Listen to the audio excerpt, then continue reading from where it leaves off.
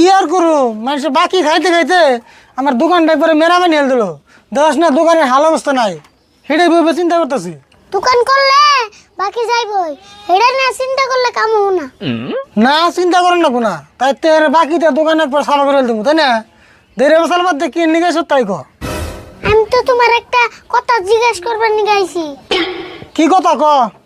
মানুষ কয় তোমার কাছে বলে আমার কোনো মূল্য নাই। কেরানে কয় আমরা কথা? তুই হইলে আমার একমাত্র বেসতে, আর আমার কাছে তোর মূল্য থাকবো না, এটা কোনো কথা?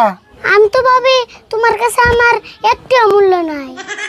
দেহ সে আবার হয়ে কি কথা কয়? তুই হইলে আমার একমাত্র আদরের বেসতে, তোর মূল্য টেয়াতে মিলালে কাম হবো। আমার কাছে তোর কোটি টাকার মূল্য আছে। কুড়িটা? হ্যাঁ কোটি টাকাই তো। তাহলে উন থেকে আমার 20 টাকা দাও, আমি আইসক্রিম কেকে। ও তার মানে 20 টাকার নিকে তুই আমার এত কথা কইলি? টেহা নিয়ে ধান্দা তো খুব আছে। কে আমি কইলাম না তোমার কাছে আমার একটিও মূল্য নাই, 20 টাকা চাইছি, তাই মাথা করো।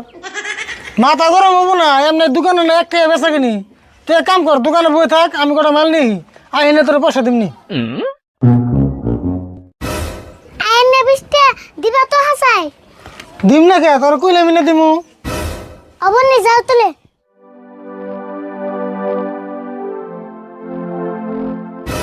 আর কথা শুনে